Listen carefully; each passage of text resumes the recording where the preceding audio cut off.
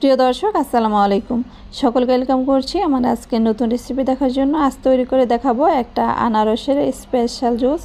এই রমজান উপলক্ষে এমন একটা জুস হলে একদম মন প্রাণ জুড়িয়ে যাবে এবং এই জুসটা মুখে দিলে একটা রিফ্রেশিং ভাব চলে আসবে, এরকম টেস্টি হয়ে থাকে এই জুসটা। নর্মাল আনারসের জুসের চেয়ে এই জুসটা একটু অন্যরকম লাগে খেতে। আশা করি অনেক বেশি ভালো লাগবে আমার আজকের রেসিপি। চলুন তাহলে শুরু করা যাক কিভাবে এই জুসটা তৈরি করতে হয়। আনারসের জুস তৈরি করার জন্য এখানে আমি একটি আনারস এভাবে ছোট ছোট করে কেটে নিয়েছি। এখন ব্লেন্ডার জারে নিয়ে নিব।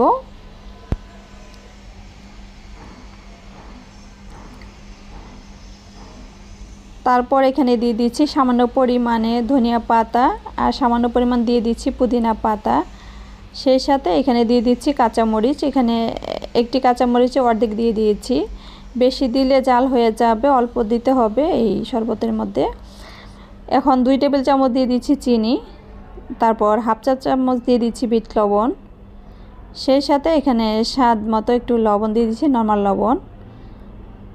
এখন এখানে আমি দিয়ে দিচ্ছি দুই গ্লাস পরিমাণে পানি দিয়ে দিচ্ছি। এখানে আমি ঠান্ডা পানি ব্যবহার করছি, যাদের ঠান্ডার সমস্যা আছে তারা নর্মাল পানি ব্যবহার করতে পারবেন। জুস ব্লেন্ড করে নিয়েছি, এখন আমি এটাকে ছেঁকে নিব।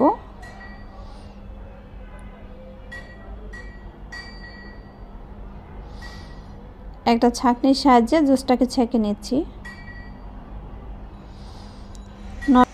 এই জুসটা অন্যান্য জুসের থেকে একটু অন্যরকম লাগে খেতে।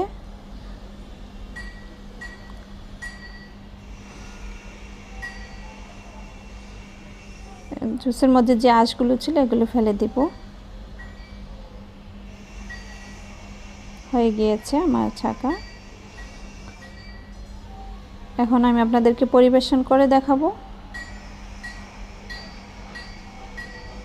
আমরা সকলে জানি আনারসের জুসের মধ্যে একটু ফেনা ফেনা ভাব চলে আসে।